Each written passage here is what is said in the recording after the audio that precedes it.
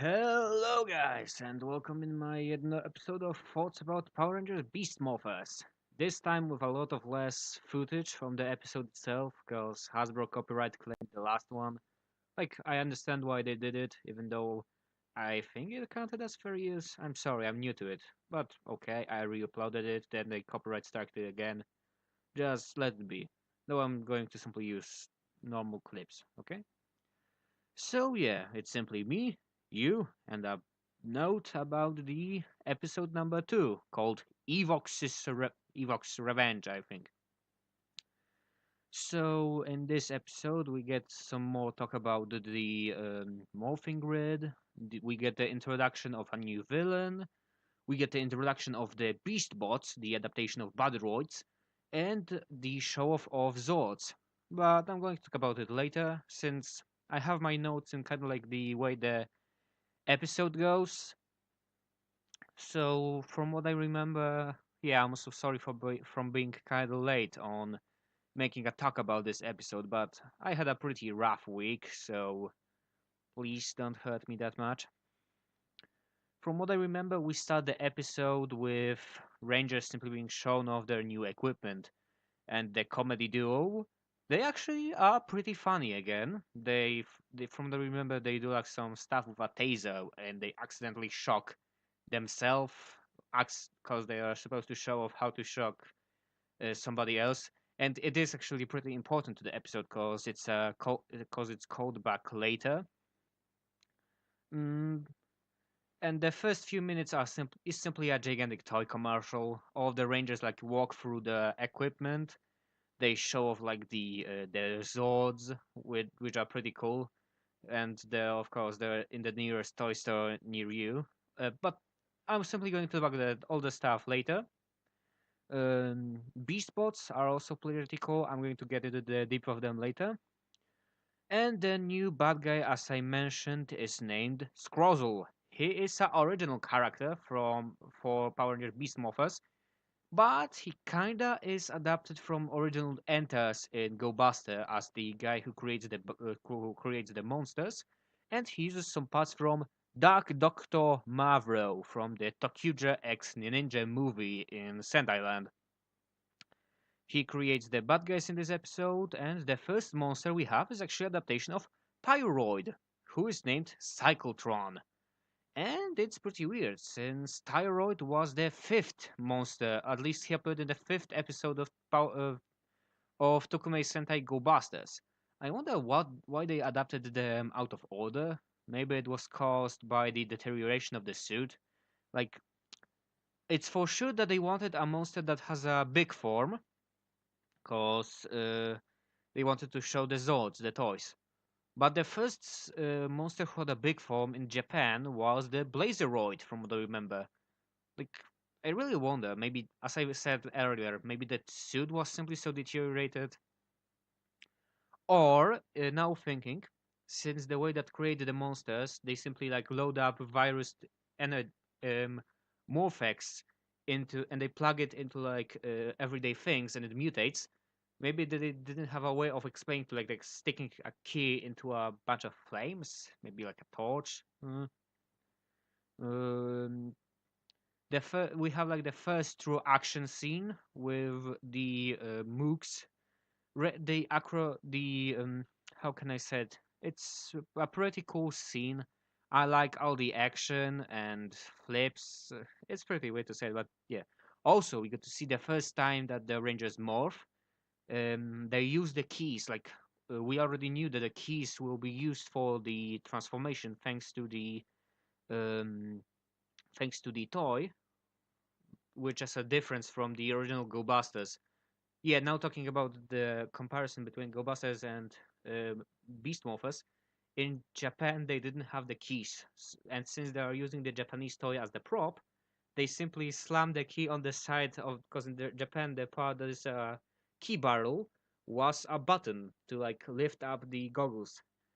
I kind of like that now the goggles they don't need to pull up they don't need to pull it up to the arms anymore, but they still like fly from the morphers to the helmets. It's pretty cool. So the first morph is like a weird tornado thingy. I kind of like it. It's like uh, it's it's much better than simply having a stock footage morph where they jump into like some CGI animation, or simply putting simply CGIing the heads of American actors over the Japanese bodies.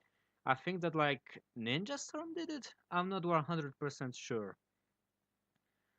Also, going back to the Go Busters, in Japan all the Rangers had like a weakness.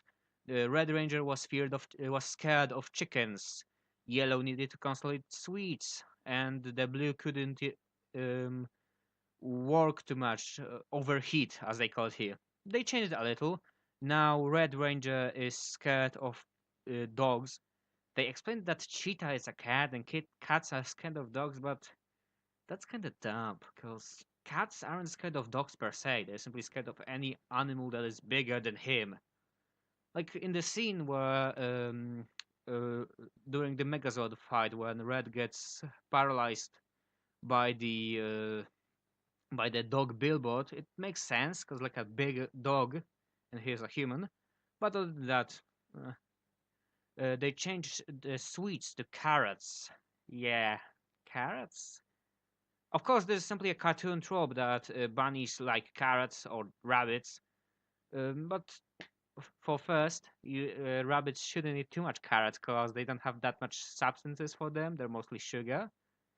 Two, I would personally go with vegetables over. And three, I meant to say that I don't think that promoting a superhero eating too much sweets as their main source of power would be good for like the obesity levels in America.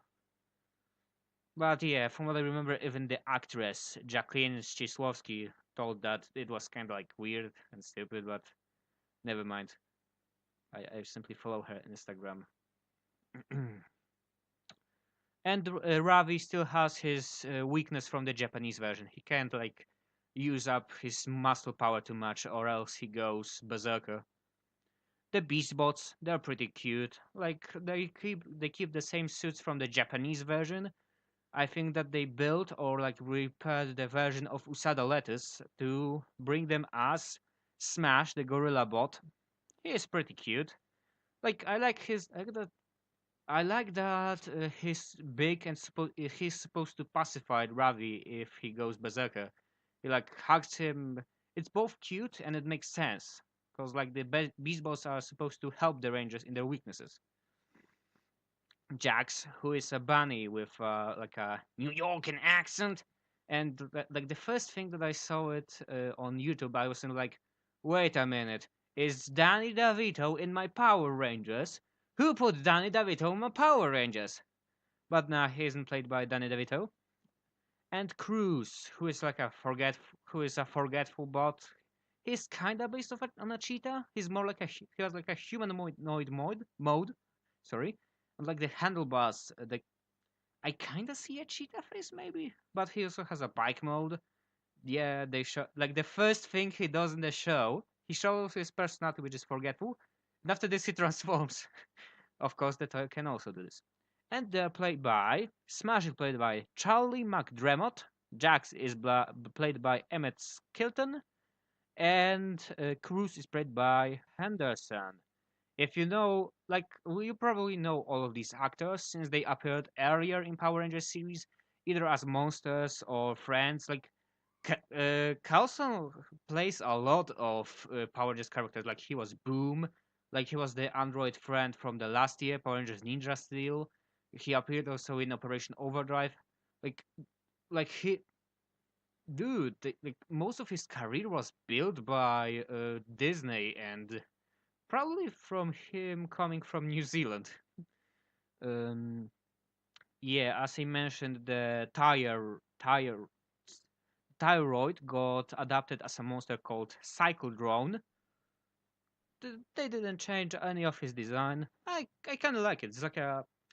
It's goofy enough to be Power Rangers, but it's also like cool enough to be like a giant robot. I hope that we will get toys of them. Because like the thing that Bandai always did right was giving us a bunch of cool toys of the bad guys. Also in the final fight, when the in Japan the big forms of monsters were called Mega Pause Zords. Now they changed it to Giga Drones, and the Gigaroid of this episode is an upgraded version of a Cyclotron called Cycle Drone. I don't think it's a good idea to include a robot with such a similar name, like Cycle Drone and Throne, Throne and Drone, maybe. But it's also probably simply going to be like of the monsters are simply going to be like Flametron, Shoveltron, and yeah, etc. etc. Oh yeah, talking about the Megazord fight, it was freaking awesome. I felt like a child again. Simply like the all the happiness and giddiness from like watching like a gigantic bunny robot and a humanoid cheetah robot like swinging the swords and the gorilla. It was ah, I like damn the toy commercial was. I mean the show was so good. Like, whoa, I can't wait for the new episode. But yeah, talking about the commercial part, I really want the toys. I even want the Cheetah Blaster, who is Power Rangers Beast Morphers' original weapon. Like Red Ranger uses it like a final attack weapon, but was like I don't get that because his final attack was Blade Slash, but he uses a gun, so I kind of don't get it. It's pretty weird. So as I mentioned earlier, the comedy duo is pretty funny and useful. The paralyzate the zapper, I forgot the name. Sorry, the zapper gag comes back. Well, when the Red Ranger first sees a dog, he freezes up, and one of the Tronics, the Mooks, is supposed to attack him from the back, and Ben or Betty, I don't remember the name. Um, Walks up behind him and like shocks the Tronic with the taser. Yeah, tasers. I really like that the comedy duo like does something in the show. They are the part of Grid Battle Force. Yeah, they are simply the security guards, but they at least do something. They work with the Rangers. They don't have like silly B plots. Um, So yeah, I think that was all for my talk about slash review slash opinion of Power Rangers Beast Morphers. I really like the show. I hope it continues, and it's getting to be better and better and better. Like, I really want this show to go back and like ever in Poland. Maybe it will like give us back some credibility. I mean, give Power Rangers some credibility as like a not a baby show, but simply as like a kids to around teenagers age show.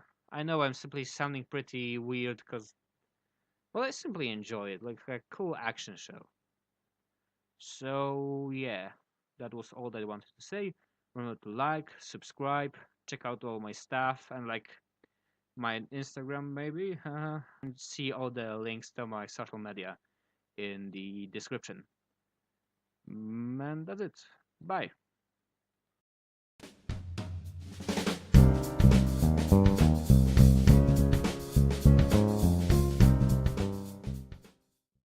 Yeah, I also forgot to mention, like when the bad guys are taking the energex from a truck, they're, they're simply using a water jug. A friend of mine, the real Hyperman, noticed this and like they could at least spray paint it silver to make like a super energex jug. Yeah, so there's like a after credit scene. Bye.